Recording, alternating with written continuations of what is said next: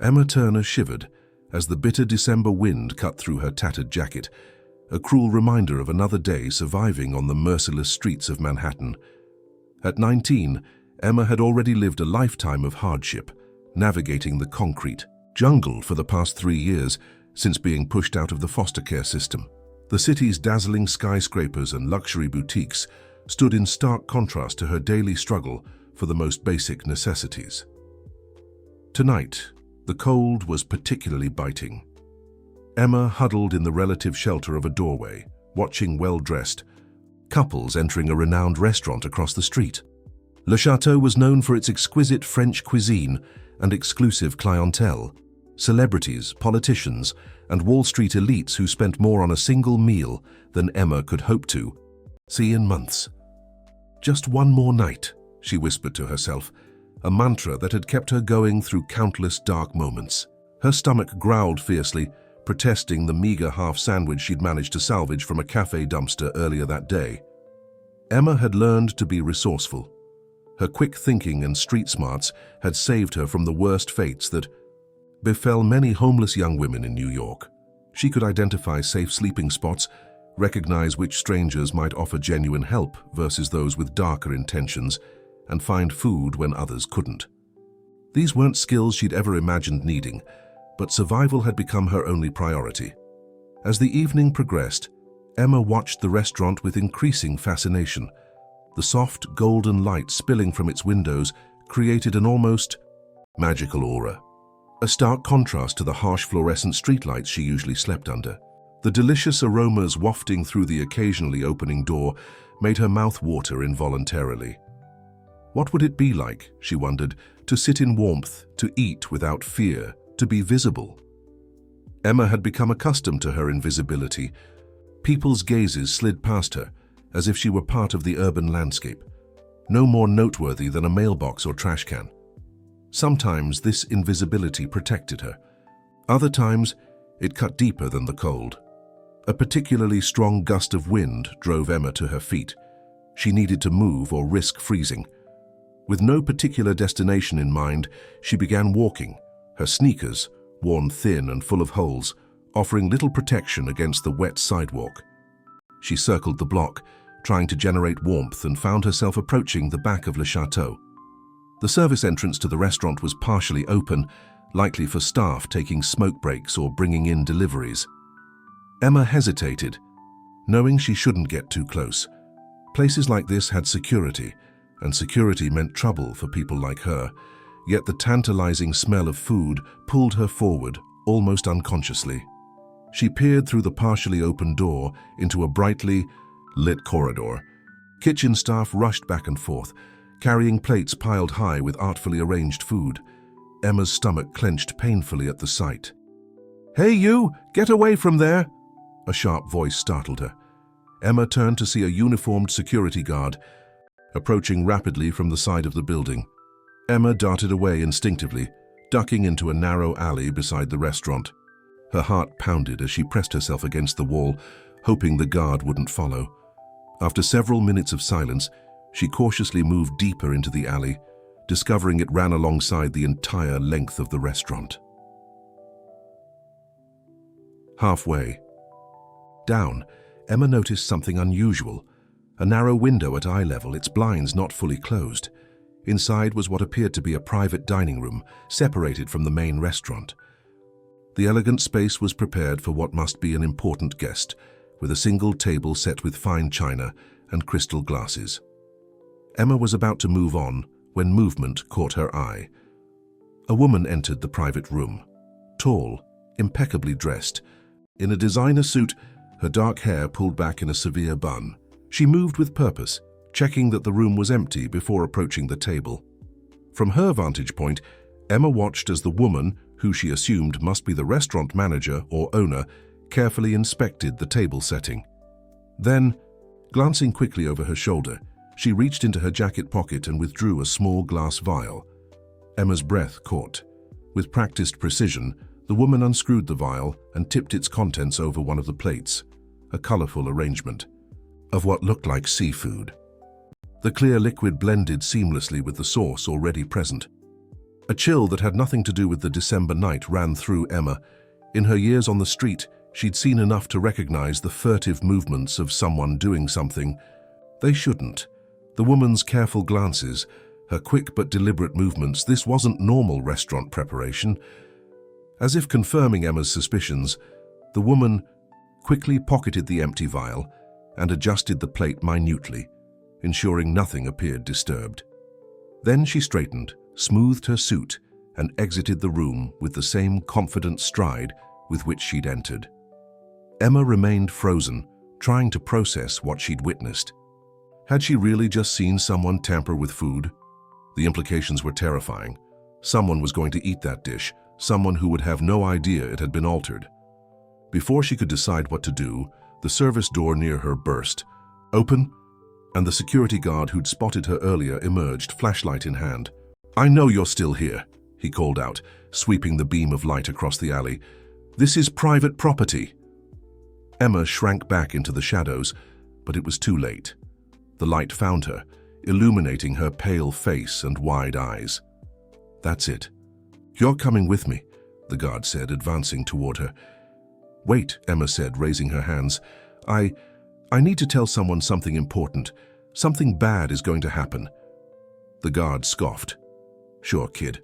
Save it for someone who cares." "Please," Emma insisted, desperation giving her voice strength she didn't know she possessed. "I just saw a woman put something in the food in that private dining room, something from a vial." This gave the guard pause, but only briefly. "Right. And I'm the mayor of New York. Come on, out you go." He grabbed Emma's arm, his grip firm but not cruel, and began leading her toward the street. "You don't understand," Emma struggled against his hold. "Someone could get seriously hurt. I think—" It might be nothing," interrupted a new voice. Both Emma and the guard turned to see a man in chef's whites standing in the doorway. His name tag identified him as James Carson, executive chef. "What's going on, Mike?" the chef asked the security guard. "Found this one lurking around, chef. Says she saw someone tampering with food in the Sapphire Room." Chef James's expression turned serious. "The Sapphire Room? That's where Mr. Reynolds is dining tonight." He studied Emma's face carefully. "What exactly did you see?" Emma swallowed hard, aware that this might be her only chance to be believed. A woman in a dark suit, tall dark hair in a bun. She poured something from a small vial onto one of the plates, the seafood dish. I think it might be poison." The chef's eyes widened slightly. Mrs. Reynolds was just in the kitchen checking on her husband's meal. "Seriously, chef," Mike said with exasperation, "you're listening to this? She's obviously making stuff up to avoid getting kicked out." But Chef James continued to look at Emma thoughtfully. "What did the vial look like? And did you notice any smell?" "Small, clear glass," Emma replied quickly. "And yes, just for a second, but it smelled like bitter almonds." The chef's face paled visibly. "Mike, get Mr. Hartwell on the phone right now. Tell him it's an emergency." "But Chef..." "Now, Mike." As the security guard reluctantly pulled out his phone, Chef James turned back to Emma. "What's your name?" "Emma Turner." "Well, Emma Turner, if what you're saying is true, you may have just saved a man's life. Bitter almonds is a telltale sign of cyanide." Emma felt a chill run through her body. Cyanide. So her instincts had been right. Someone, apparently Mrs. Reynolds, was trying to kill her own husband. "Who is Mr. Reynolds?" she asked, the name sounding vaguely familiar. "Only one of the richest tech entrepreneurs in America," Chef James replied grimly. "And if his wife is trying to poison him in my restaurant..." He didn't finish the sentence, but the gravity of the situation was clear. Emma suddenly felt the weight of what she'd stumbled upon.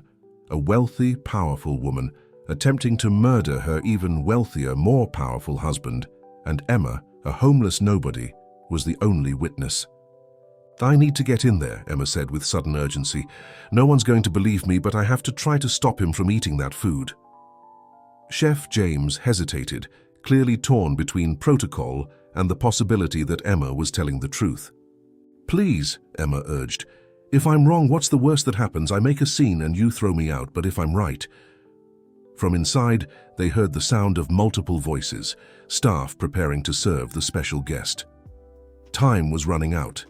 "Follow me," Chef James finally said, making a split-second decision that would change multiple lives forever. "But stay close, and don't say anything until I tell you to." Emma nodded, heart racing as she followed the chef through the service entrance. The warmth of the kitchen hit her like a physical force after hours in the bitter cold. Under different circumstances, she might have savored this moment, her first time inside such an exclusive establishment, but fear and urgency propelled her forward. The kitchen was a choreographed chaos of white uniforms and gleaming stainless steel. Staff members glanced curiously at Emma's disheveled appearance, but deferred to Chef James's authority. "Marcus," Chef James called to a sous chef, "hold service on the Sapphire Room. All of it." "But Chef, Mrs. Reynolds just came in saying they're ready for the first course," Marcus protested. "I don't care if God himself is ready. Nothing leaves this kitchen for that room until I personally clear it," Chef James commanded, his tone brooking no argument. As they made their way through the kitchen, Emma caught sight of the prepared dishes waiting for service. The same seafood plate she'd seen being tampered with now sat on a silver tray, garnished with fresh herbs and looking deceptively innocent. "That's it," she whispered urgently to Chef James. "That's the dish she put something in." Chef James nodded grimly.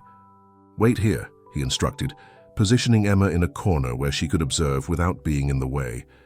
He approached the platter and discreetly examined it, careful not to alert the kitchen staff to his suspicions. As he inspected the dish, a woman entered the kitchen with the confident stride of someone accustomed to authority. Emma instantly recognized her as the person she'd seen through the window, Mrs. Reynolds, tall and elegant in a tailored dark suit, her expression cool and controlled. "Why is my husband's dinner being delayed?" she demanded, her voice carrying across the kitchen. Chef James straightened, his professional mask firmly in place. "Just ensuring everything is perfect, Mrs. Reynolds. Your husband deserves nothing less than our absolute best." Mrs. Reynolds' eyes narrowed slightly. "He's on a tight schedule. I specifically requested prompt service." "Of course, it will be out momentarily," Chef James assured her smoothly. As Mrs. Reynolds turned to leave, her gaze swept across the kitchen and landed directly on Emma. For a brief moment, their eyes locked. Emma saw something flicker in the older woman's expression, surprise followed by calculation. Then it was gone, replaced by a dismissive glance before Mrs. Reynolds exited the kitchen. "She saw me," Emma whispered, as Chef James returned to her side. "Did she recognize you?" he asked, concern etching his features. Emma shook her head. "I don't think so. How could she? But she definitely noticed me." Chef James ran a hand through his hair, clearly weighing his options. "I need to get this dish tested somehow, but there's no time. Mr. Reynolds is waiting, and if we delay much longer, it will cause a scene." "Then I'll cause one first," Emma decided. Before Chef James could stop her, she darted past him and through the swinging doors that led to the dining area. The opulence of Le Chateau's main dining room momentarily stunned Emma. Crystal chandeliers cast a warm glow over tables, draped in pristine white linens, where New York's elite dined on exquisite cuisine. The contrast to her daily reality was jarring. Emma quickly scanned the room, looking for the entrance to the private dining area. Her discreet doorway guarded by a host in a tailored suit must be it, she decided, especially given the way Mrs. Reynolds was now speaking intently to the man. Ignoring the shocked stares her appearance provoked among the diners, Emma made a beeline for the door. She heard Chef James calling after her but didn't slow down. The element of surprise was her only advantage. "Ma'am, you can't go in there," the host said, stepping to block her path as she approached. "There's poison in the food," Emma shouted, loud enough for the entire restaurant to hear. "Someone put poison in Mr. Reynolds' meal." The proclamation had its intended effect.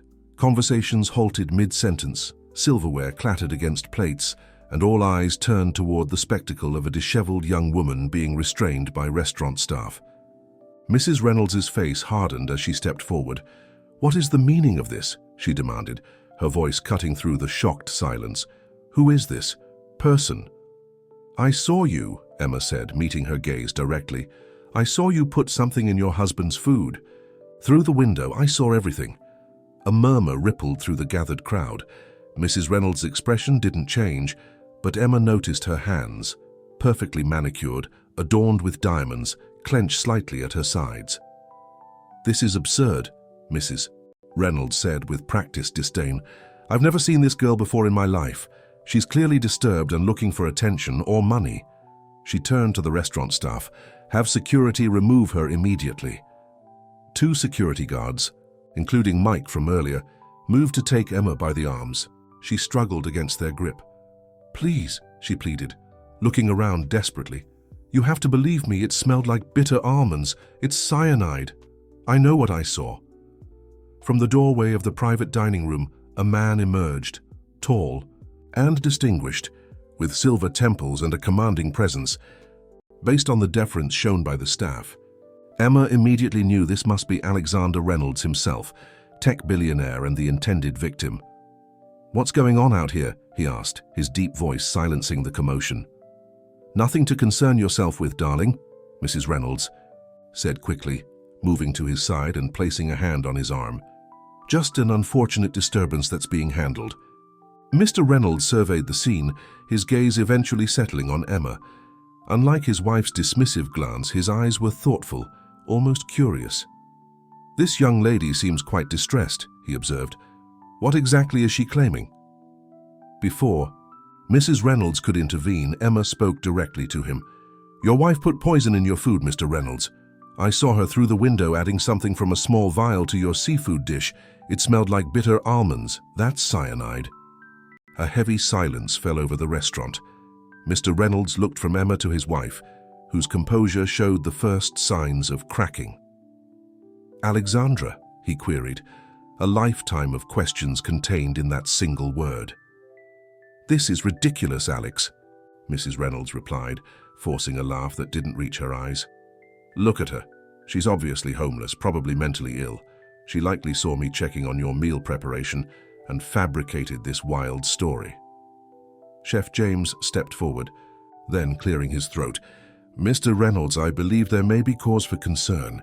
I've instructed my staff to hold all food prepared for your table, perhaps as a precaution." "A precaution?" Mrs. Reynolds interrupted incredulously. "Based on the ramblings of a street urchin? This is outrageous. I will not have our evening ruined by this charade." Emma felt the grip on her arms tighten as the security guards prepared to remove her. Desperation welled up inside her. She was losing her chance to be heard, just as she had lost so many things in her life. "Please," she said, looking directly at Mr. Reynolds, "just have the food tested. If I'm wrong, I'll leave and never come back. I'll face whatever consequences come my way, but if I'm right..." Something in her sincerity seemed to reach him. Mr. Reynolds held up a hand, signaling the security guards to wait. "I've built a career on calculated risks, but also on listening to unlikely voices," he said thoughtfully. "I see no harm in erring on the side of caution tonight." He turned to Chef James. "Could we have that dish tested somehow?" Chef James nodded. "I've already called Mr. Hartwell, our owner. He's contacting someone who can test the food discreetly." Mrs. Reynolds' carefully maintained facade began to crumble. "This is insane. You can't possibly believe..." "I don't know what to believe yet, Alexandra," Mr. Reynolds said calmly. "But I do know that nothing is lost by being cautious, and potentially, much is gained." A new commotion at the restaurant entrance drew everyone's attention. A man in plain clothes flashed a badge as he made his way through the crowd, followed by 2 uniformed police officers. "Detective Miller, NYPD," he announced, approaching the group. "We received a call about a potential poisoning attempt. His..." Gaze swept over the assembled faces, lingering on Emma's disheveled appearance. Chef James stepped forward. "Yes, Detective, I made the call. We have reason to believe that food prepared for Mr. Reynolds may have been tampered with." Detective Miller nodded. "I brought a field testing kit. If you could show me the food in question." As Chef James led the detective toward the kitchen, Mrs. Reynolds' composure finally shattered completely. Her face drained of color, and she took an involuntary step backward.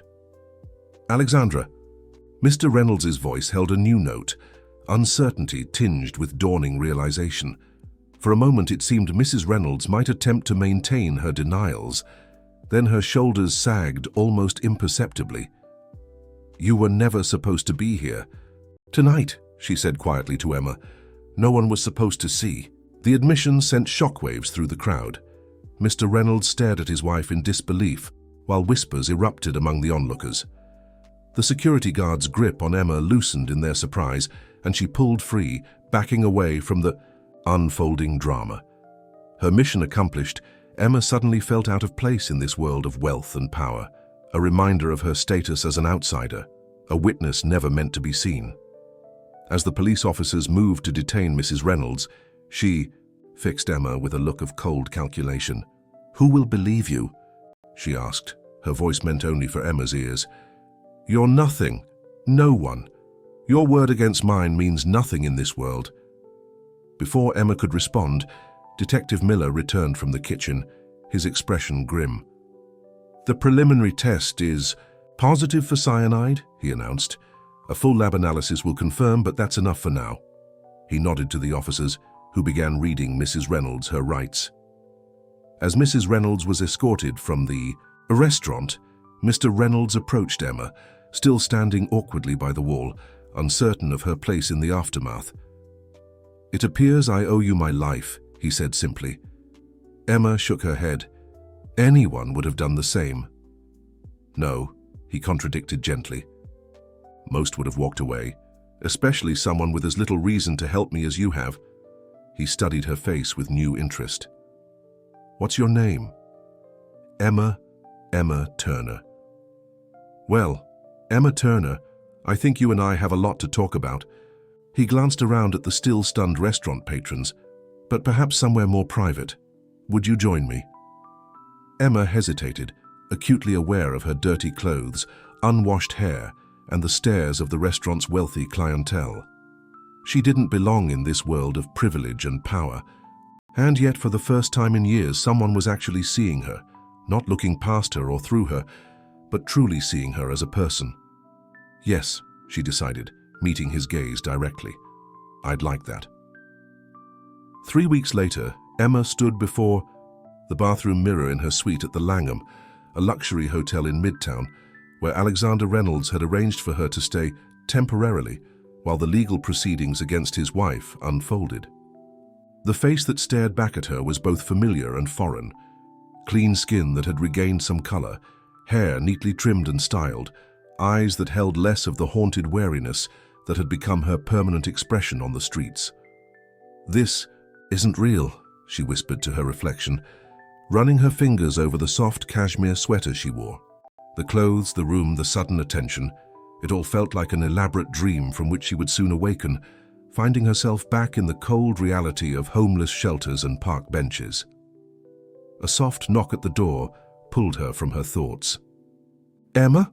The car's here," called Sarah Miller, the personal assistant Alexander had assigned to help Emma navigate her abrupt transition into his world. "Coming," Emma replied, taking a deep breath and smoothing her hands over her jeans. Designer. Ones that still felt stiff and unfamiliar compared to the worn pair she'd lived in for months before. Today marked another first. Her official witness statement at the district attorney's office. Alexandra Reynolds had been charged with attempted murder in the first degree, and Emma's testimony was central to the case. The gravity of the situation wasn't lost on her.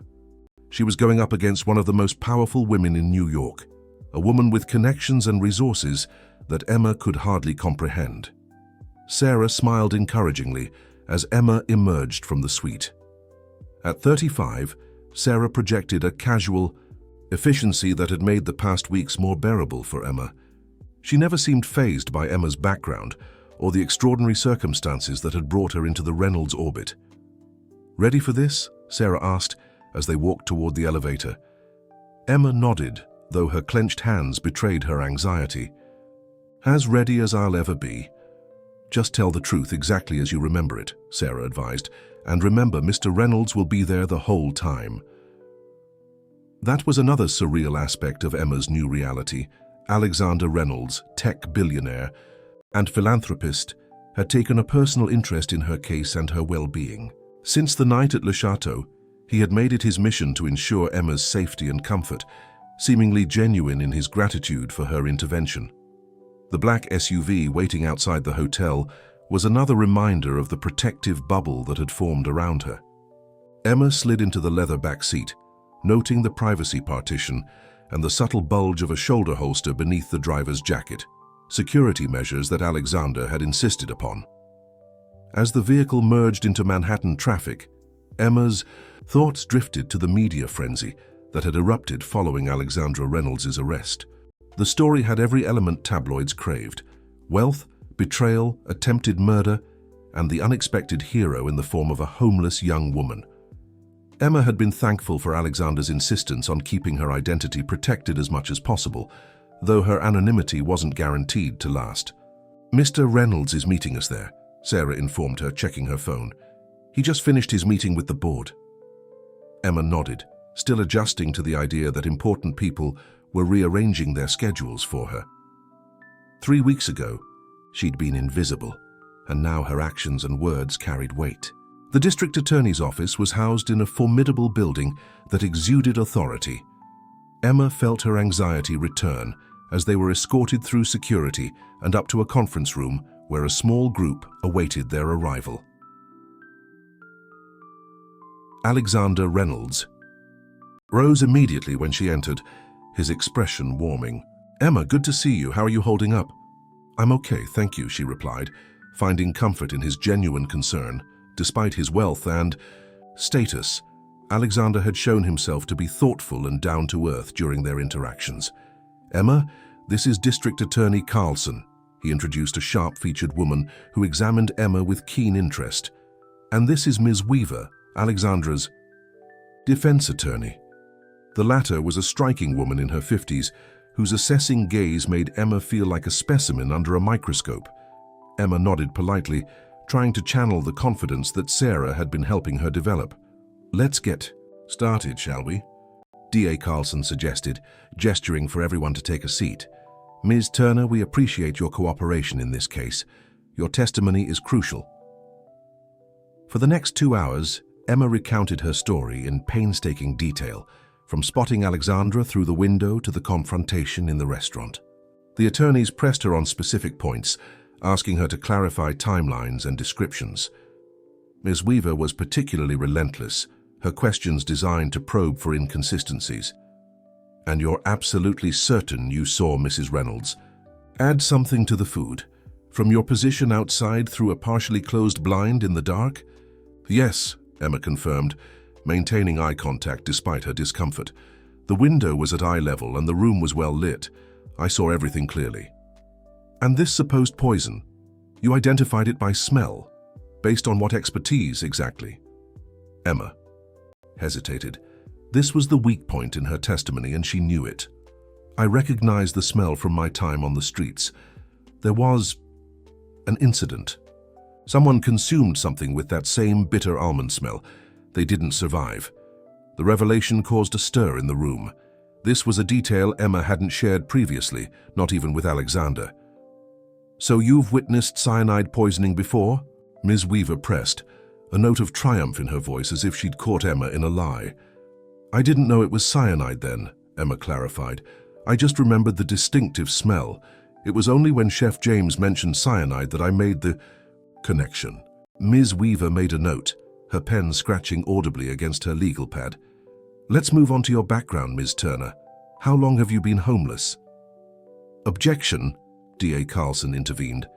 "Ms. Turner's housing situation is irrelevant to what she witnessed."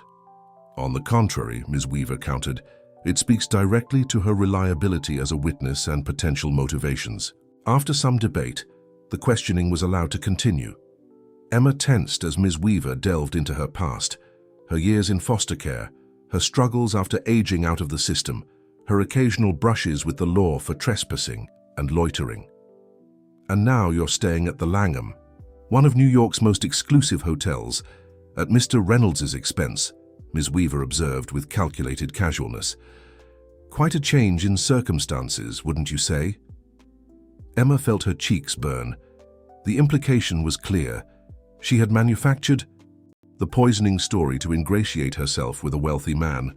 "I didn't ask for any of this," Emma said, her voice quiet but firm. "I just did what anyone should do when they see someone in danger." "Anyone?" Ms. Weaver raised an eyebrow. "Or someone whose gratitude might prove financially beneficial?" "That's enough," Alexander interrupted, his patience visibly fraying. "Emma saved my life at considerable risk to herself. Suggesting she had ulterior motives is not only insulting, it's absurd." Ms. Weaver remained unperturbed. "I'm simply establishing the facts, Mr. Reynolds. The fact is, a young woman with no fixed address and a history of instability claims to have witnessed something highly improbable and is now benefiting materially from that claim." The tension in the room was palpable. D.A. Carlson eventually called for a break, and Emma was grateful for the opportunity to step outside and collect herself. In the hallway, Alexander found her staring out a window at the city skyline. "I'm sorry about that," he said, coming to stand beside her. "Diane Weaver is one of the best defense attorneys in the city. Alexandra spared no expense." "She's right though, isn't she?" Emma replied, voicing the doubt that had been growing inside her. "Who am I in all this? A homeless girl making accusations against a wealthy, respected woman. Why would anyone believe me?" "Because you're telling the truth," Alexander said simply. "And because the evidence supports your account. The food tested positive for cyanide, Emma. That's irrefutable." Emma nodded, though the knot in her stomach remained. "But they'll make it about me, my past, my situation. They'll say I'm unstable or looking for attention." "Let them try," Alexander replied with quiet confidence. "Truth has a way of persevering." When they returned to the conference room, D.A. Carlson had news.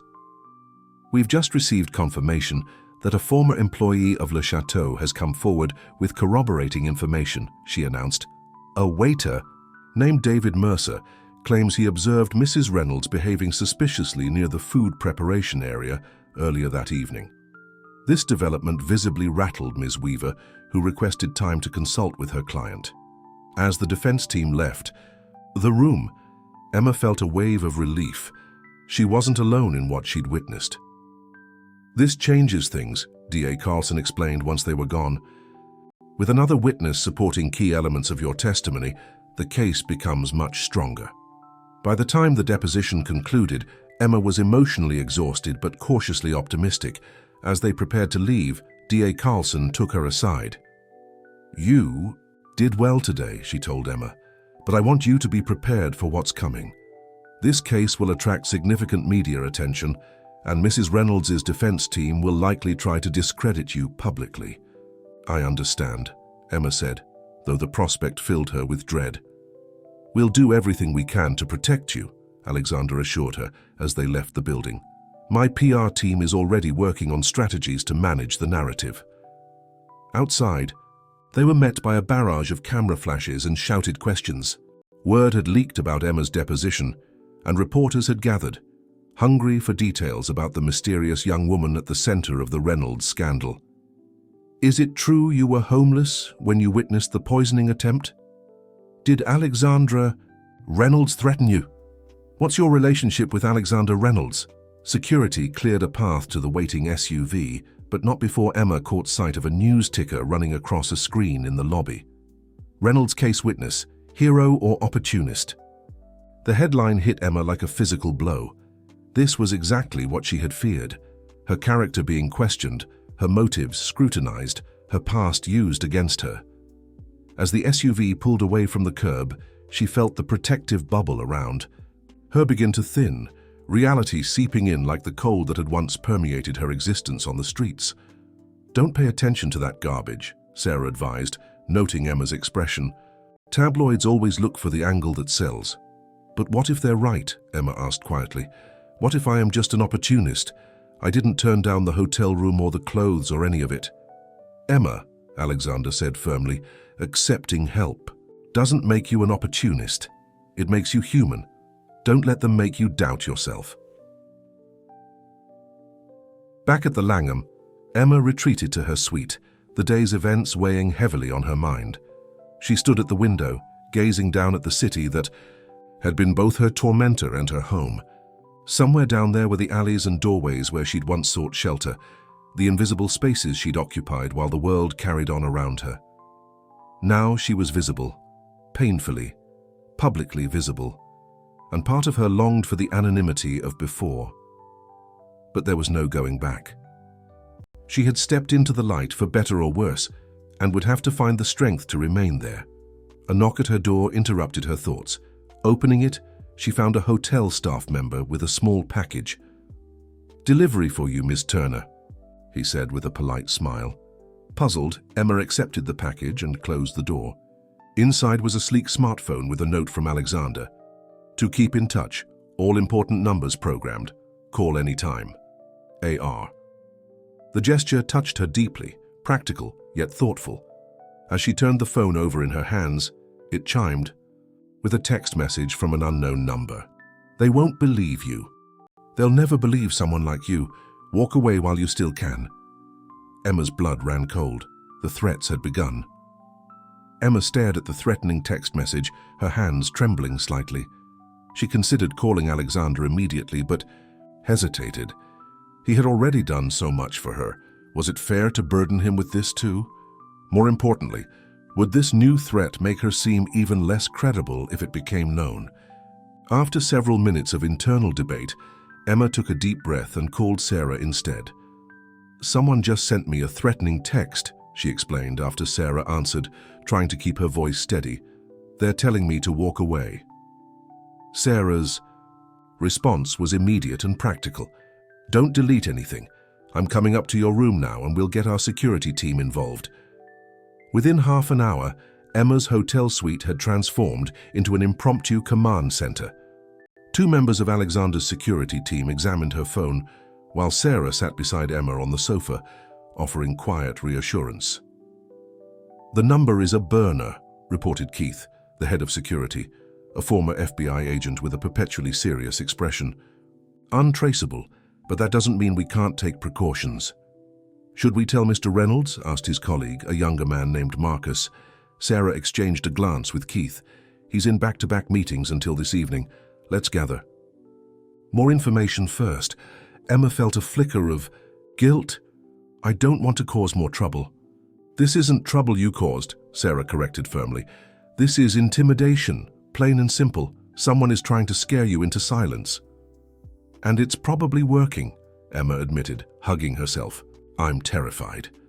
"That's a normal reaction," Keith assured her. "But remember, fear is just information. It tells you there's a threat, but it doesn't have to dictate your response to that threat." His words, delivered with matter-of-fact confidence, offered Emma an unexpected perspective. She uncrossed her arms and sat up straighter. "What should I do?" she asked. "For now, continue with your normal routine," Keith advised. "We'll increase security, but discreetly. If whoever sent this sees that you're rattled, it only encourages more intimidation." "And we document everything," Sarah added. "Every message, every unusual occurrence. This could be important for the case." By the time Alexander arrived that evening, the security team had implemented several new protocols, including a new encrypted phone for Emma and a female security specialist who would pose as Emma's friend when they went out in public. Alexander's reaction was controlled, but Emma could see the anger beneath his calm exterior. "This crossed a line," he said after being briefed. "D.A. Carlson needs to know." "Won't it make me look even more unreliable?" Emma asked, voicing her deepest fear. A scared girl making wild claims about powerful people. "On the contrary," Alexander replied, "intimidating a witness is a desperate move. It suggests someone is very worried about what you have to say." The next morning brought a new development. David Mercer, the waiter who had corroborated parts of Emma's account, participated in a formal interview with prosecutors. His testimony added crucial details. He had observed Alexandra Reynolds near the kitchen shortly before Emma spotted her, adding something to the dish. And he had overheard a phone conversation where Mrs. Reynolds had mentioned solving the Alex problem once and for all. The case was building, but so was the pressure. That afternoon, a tabloid published a front-page story with the headline, Homeless hero or gold digger? The mysterious woman behind the Reynolds scandal. The article included unflattering details about Emma's past, including a juvenile shoplifting incident and her time in various shelters, painting her as an unstable young woman with potential motives for fabricating the poisoning story. How did they get this information? Emma asked, horrified as she scanned the article on Sarah's tablet. Alexandra's defense team has resources, Alexandra replied grimly. They're likely feeding selective information to the press. Emma felt sick. Her past, painful and complicated as it was, had become public fodder, twisted to serve someone else's narrative. I want to respond, she decided, surprising herself with her resolve. I want to tell my side.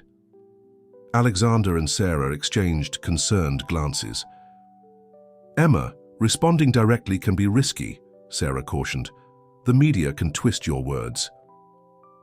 They're already twisting everything about me, Emma interrupted.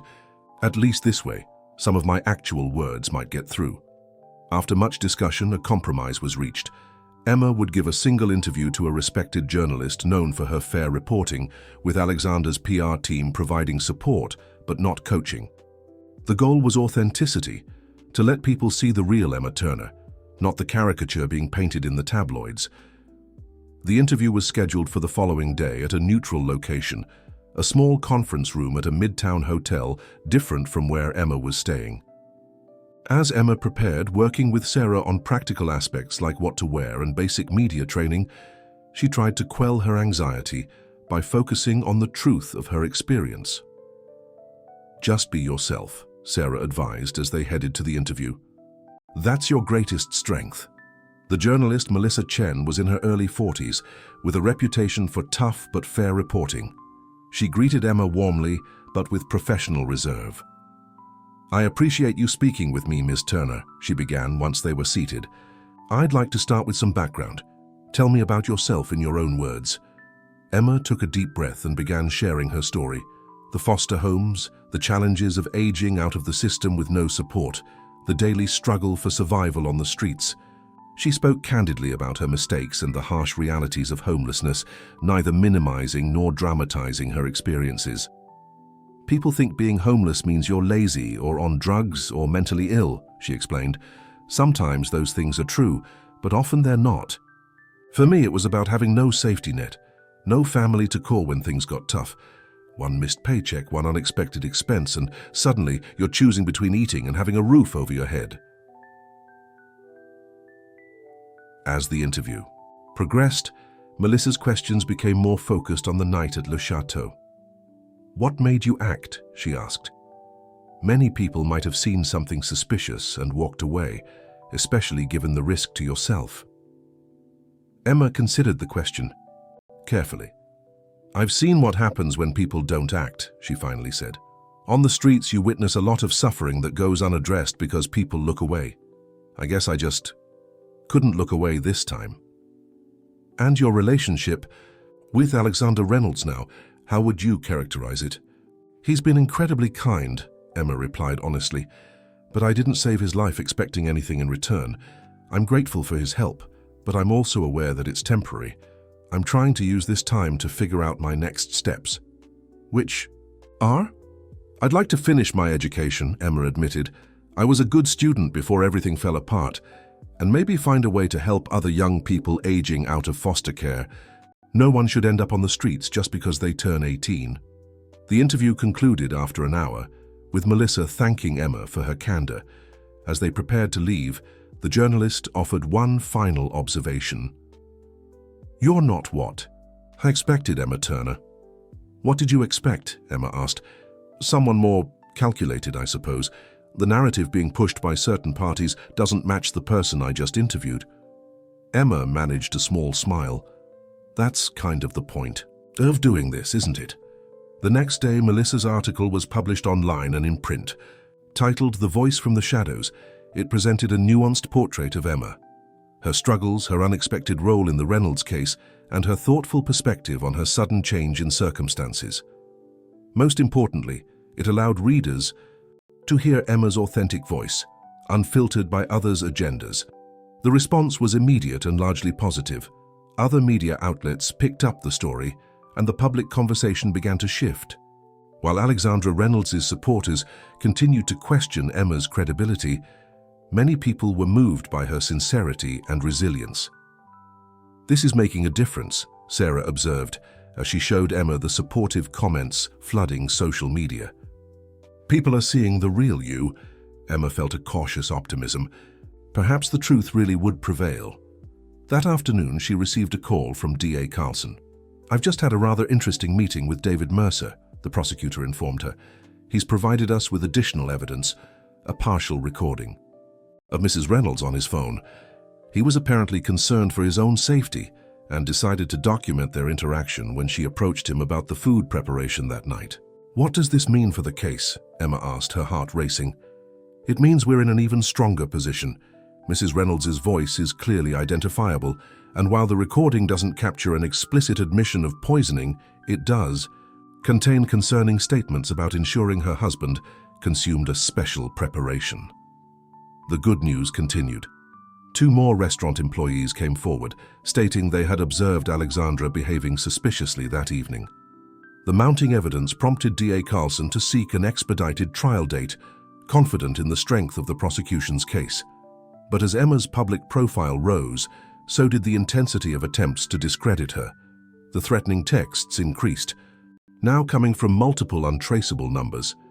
Someone leaked her childhood medical records, highlighting therapy sessions she'd attended after a particularly difficult foster placement, twisting normal adolescent struggles into evidence of instability. "They're getting desperate," Alexandra reassured her after a particularly vicious story appeared, claiming Emma had approached other wealthy men with similar rescue fantasies in the past. "These are the tactics of someone who knows they're losing." Emma tried to hold on to that perspective, but the constant attacks were taking their toll. She began having trouble sleeping, jumping at unexpected noises, and second-guessing every interaction. The carefree girl who had once navigated the streets with confidence was giving way to someone perpetually on edge, waiting for the next blow. The night before the preliminary hearing, Emma stood on the balcony of her hotel suite, gazing at the city lights. 9 weeks had passed since the night at Le Chateau, and her life had transformed in ways she could never have imagined. Yet for all the material comfort she now enjoyed, she sometimes missed the simplicity of her former existence, where the daily challenges were straightforward, if brutal: find food, find shelter, stay safe. Now she carried different burdens: responsibility to the truth, to justice, to the unexpected role she'd assumed in a high-profile case, and beneath it all, a nagging question she couldn't quite silence. What would happen when this was all over? Alexander had been generous, but his support couldn't last forever. Eventually, the case would conclude, the media would lose interest, and Emma would need to find her own way. The thought filled her with both fear and determination. Whatever happened with Alexandra Reynolds, Emma was resolved not to return to the streets. She would use this opportunity to build something sustainable for herself. A knock at the door pulled her from her thoughts. It was Sarah, her expression unusually serious. "Emma, there's been a development. Mr. Reynolds would like to speak with you right away." Downstairs in a private meeting room, Alexander waited with Keith, the security chief, and a man Emma didn't recognize. Alexander's face was grave as he gestured for her to sit. "Emma, this is Benjamin Hayes from my legal team. We've just received some concerning information that we need to discuss with you." "What is it?" Emma asked, anxiety building in her chest. Alexander glanced at Benjamin, who opened a folder and withdrew several photographs. "These were delivered to Mr. Reynolds' office today," Benjamin explained, placing the photos on the table. Emma leaned forward to examine them, then recoiled in shock. The images showed her, 3 years younger, in the company of none other than Alexandra Reynolds at some kind of charity event. In one photo, they appeared to be engaged in conversation. I don't understand," Emma stammered. "This isn't possible. I've never met her before that night at the restaurant." "The photos appear authentic," Keith said quietly. "They're from a homeless youth benefit gala in 2022. Mrs. Reynolds was on the board of the foundation hosting it." "But I was never at any gala," Emma protested, her mind racing. "I was living under the Williamsburg Bridge for most of that year." Alexander studied her face carefully. "These photos suggest otherwise, Emma. They suggest you and Alexandra had some prior connection, which would significantly undermine your testimony." "They're fake," Emma insisted, panic rising in her voice. "They have to be. Someone manipulated these images." "Our experts are analyzing them now," Benjamin said, "but if they're determined to be authentic—" He didn't need to finish the sentence. Emma understood the implications all too well. If she had lied about knowing Alexandra previously, everything else she claimed would be called into question. The entire case could collapse.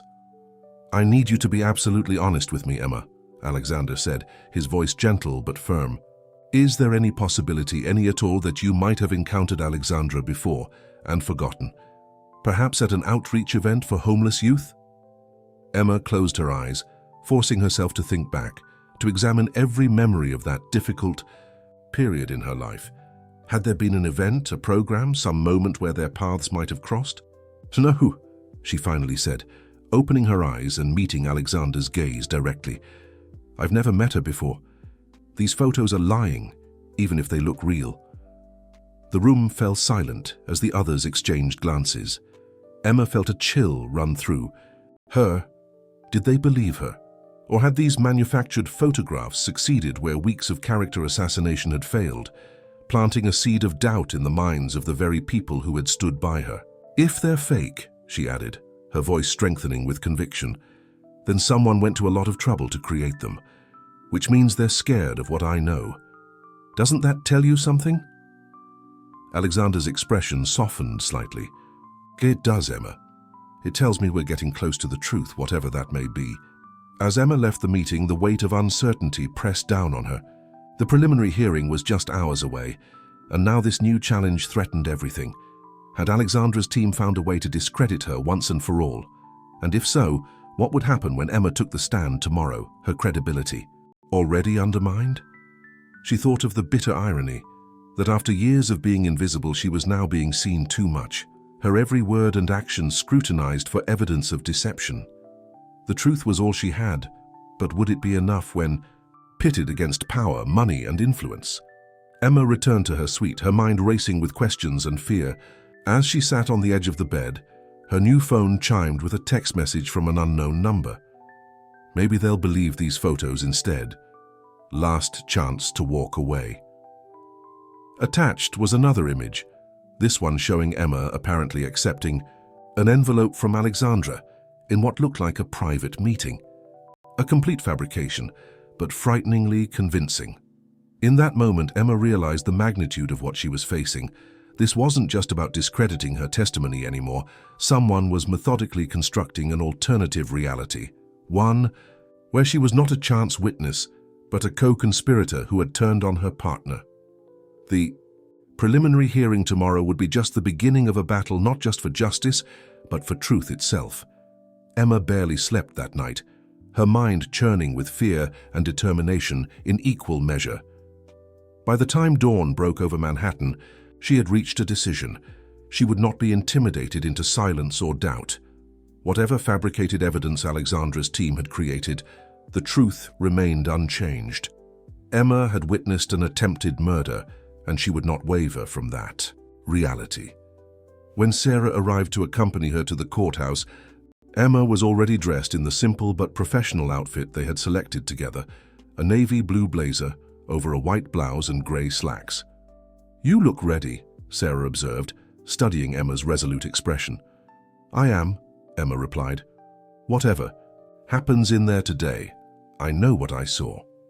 The courthouse steps were crowded with reporters and spectators, all eager for a glimpse of the key players in what had become the most sensational case in recent New York memory. Emma kept her head high as security escorted her through the gauntlet, ignoring the shouted questions and camera flashes. Inside, the preliminary hearing room was smaller than Emma had expected, but no less intimidating with its polished wood, furnishings and formal atmosphere. D.A. Carlson greeted her with a firm handshake and quiet confidence. "Just tell the truth as you know it," she advised Emma. "That's all we need from you today." Alexandra Reynolds arrived shortly after, escorted by a team of defense attorneys led by Diane Weaver. Emma forced herself to look directly at the woman she had accused, noting how impeccably put together she appeared. Designer suit, perfectly coiffed hair, expression coolly composed. Their eyes met briefly across the room, and Emma was startled by the calculating intelligence she saw there. This was a formidable opponent, someone accustomed to winning. The hearing began with the judge outlining the purpose, to determine whether sufficient evidence existed to proceed to trial. Carlson presented the prosecution's case first, methodically laying out the evidence. The positive test for cyanide in the food, witness statements from restaurant staff, the partial recording from David Mercer's phone, and, of course, Emma's eyewitness account. When Emma took the stand, she felt a momentary surge of panic. So much was riding on her testimony. She glanced at Alexander, who sat in the gallery, offering a subtle nod of encouragement. Taking a deep breath, she focused on the prosecutor's questions and answered clearly and concisely, just as they had practiced. "And you are absolutely certain it was Mrs. Reynolds you saw adding the substance to the food?" D.A. Carlson asked. "Yes," Emma stated firmly. "I had a clear view through the window. The room was well lit, and she was facing my direction as she poured the liquid from the vial." "And prior to that night, had you ever met or interacted with Mrs. Reynolds?" Emma met Alexandra's gaze directly across the courtroom. "No, I had never seen her before." Then it was Diane Weaver's turn for cross-examination. The defense attorney approached the witness stand with a predatory confidence that made Emma's stomach tighten. "Ms. Turner," she began, "you've testified that you recognized the smell of cyanide based on a previous experience on the streets. Could you elaborate on that?" Emma hesitated, aware of the painful territory she was about to enter. "There was an elderly homeless man named George who sometimes shared the same area where I stayed. One morning I found him unresponsive. There was a distinctive bitter almond smell. Later I overheard the paramedics mention cyanide poisoning." "And did you report this incident to the police?" "No," Emma admitted. In that world, when someone passes, especially someone without family or connections, you learn not to get involved. The police often treat homeless people as nuisances rather than victims. Ms. Weaver nodded, as if Emma had confirmed something important. "So, you chose not to report a potential homicide. Yet when it came to Mr. Reynolds, a wealthy, powerful man, you felt compelled to intervene. Why the difference?" "Objection," D.A. Carlson interjected. "Argumentative." "I'll rephrase," Ms. Weaver said smoothly. "Ms. Turner, what motivated you to take action in Mr. Reynolds' case when you hadn't done so previously?" Emma considered her. "Answer carefully. With George, it was too late to help him. With Mr. Reynolds, I had a chance to prevent something terrible from happening. The circumstances were completely different." Ms. Weaver accepted this with a skeptical nod before changing tactics. "Let's talk about your relationship with the Reynolds family. You claim you had never met Alexandra Reynolds before that night at Le Chateau. Is that correct?" "Yes," Emma confirmed, bracing herself for what was coming. "Your Honor, I'd like to enter Defense Exhibit A into evidence," Ms. Weaver announced, producing the photographs that had been delivered to Alexandra's office. These images show Ms. Turner and Mrs. Reynolds together at a charity event for homeless youth in 2022. As the photos were displayed, a murmur ran through the courtroom. Emma felt her heart rate accelerate but forced herself to remain outwardly calm. "Ms. Turner, how do you explain these photographs?" Ms. Weaver asked. "They're fake," Emma stated firmly. "I was never at that event. I was living under the Williamsburg Bridge for most of that year." "Fake," Ms. Weaver repeated with exaggerated surprise. "That's a serious allegation. Are you suggesting someone fabricated evidence and submitted it to this court?" "Yes, that's exactly what I'm suggesting." "And do you have any evidence to support this claim?" "I know where I was in 2022, Emma replied. "I know I never met Mrs. Reynolds before the night at the restaurant. Those photos are not real." Ms. Weaver's smile was thin and predatory. "Your Honor, we have expert testimony confirming the authenticity of these images. They were taken at the Hope for Youth Gala on May 12, 2022. Mrs. Reynolds served on the board of the foundation, which sponsored several homeless youth to attend the event as part of their outreach program. For the next 20 minutes, Weaver hammered at Emma's credibility, suggesting that she had been recruited by Alexandra's enemies to fabricate the poisoning story, implying that her current accommodations and support from Alexandra were payment for her false testimony. "You were homeless, desperate, with a history of minor legal troubles," Ms. Weaver summarized. "Suddenly you're living in luxury, all expenses paid by a billionaire. I suggest that's quite an incentive to tell a very specific story." By the time cross-examination ended, Emma felt emotionally drained but also oddly calm. The worst had happened. Her credibility had been directly challenged with seemingly compelling evidence, yet she remained certain of her truth. As the hearing proceeded, Alexandra's team whispered urgently among themselves. During a brief recess, Sarah approached Emma in the hallway. "Our digital forensics team has been analyzing those photos since last night," she informed Emma. "They believe they've found evidence of manipulation." "Can they prove it?" Emma asked, hope flaring. "They're working on it.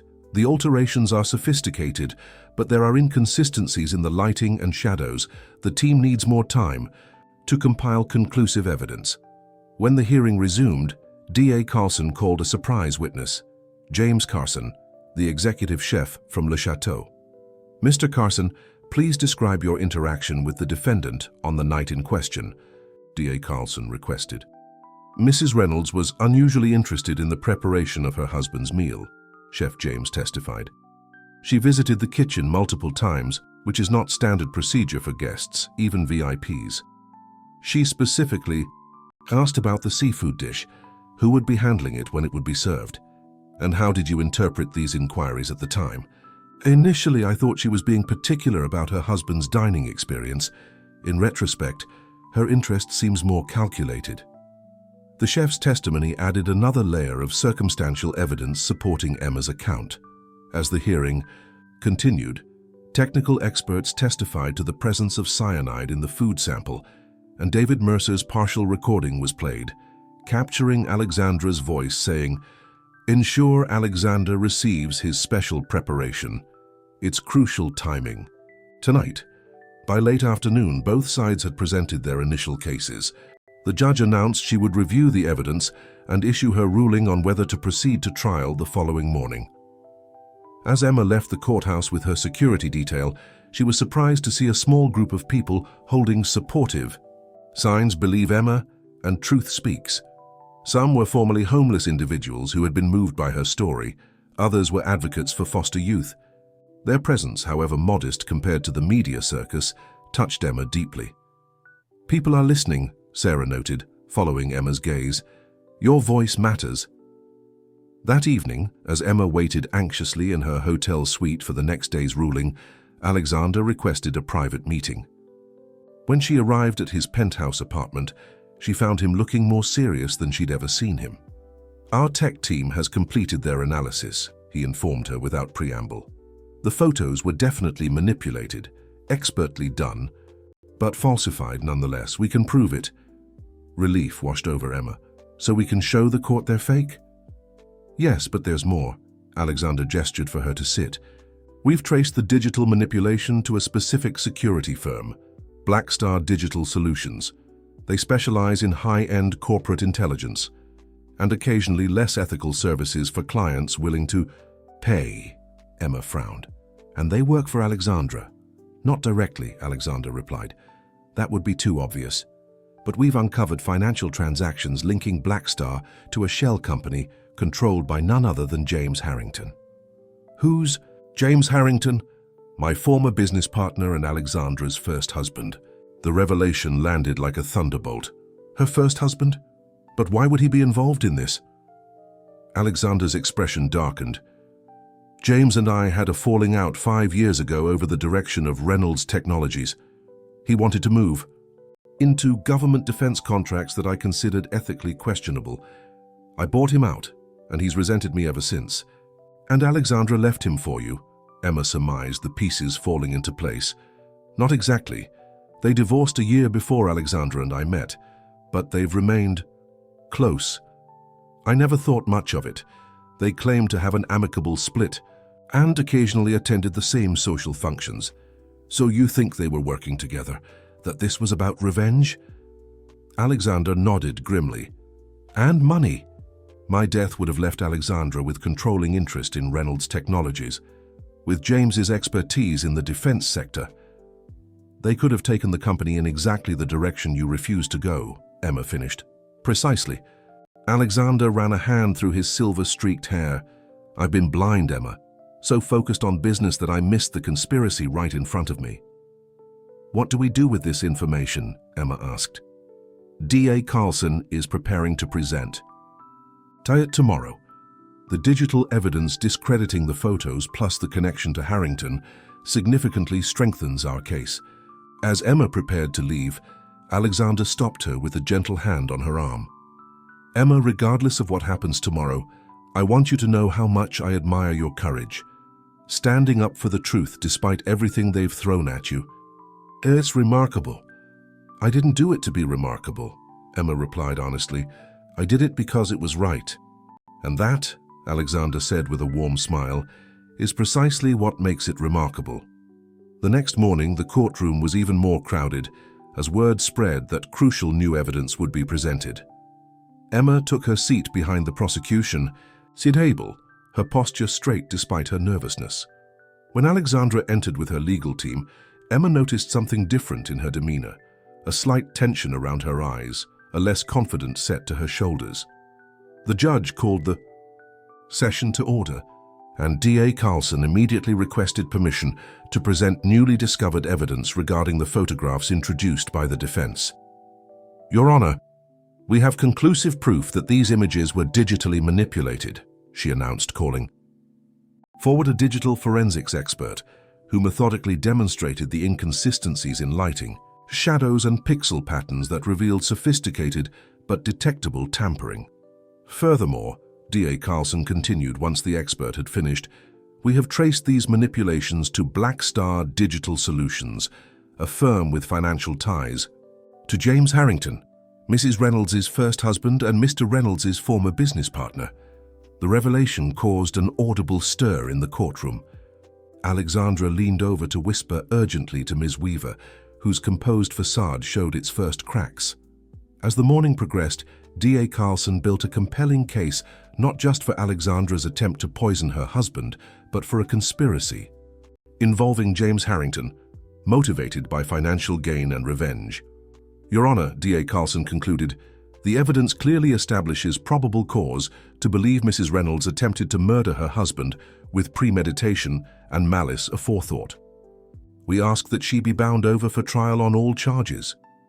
The judge considered silently for several moments before delivering her ruling. Based on the evidence presented, including witness testimony, forensic analysis, and the pattern of deception demonstrated by the defense's submission of falsified photographs, I find sufficient probable cause to proceed to trial. The defendant will remain on bail with continued electronic monitoring and surrender of her passport. As the courtroom began to empty following the judge's decision, Emma felt a strange mixture of vindication and exhaustion. Her testimony had been believed. The truth was prevailing. Outside, the media waited eagerly for statements. D.A. Carlson spoke briefly, expressing confidence in the strength of the case while emphasizing that it was still early in the legal process. Alexander was approached by reporters as well, but redirected their attention. The person you should be speaking with is Emma Turner, he said, gesturing toward her. Without her courage and integrity, justice would never have had a chance. Suddenly, Emma found herself in front of cameras and microphones, dozens of eager faces waiting for her words.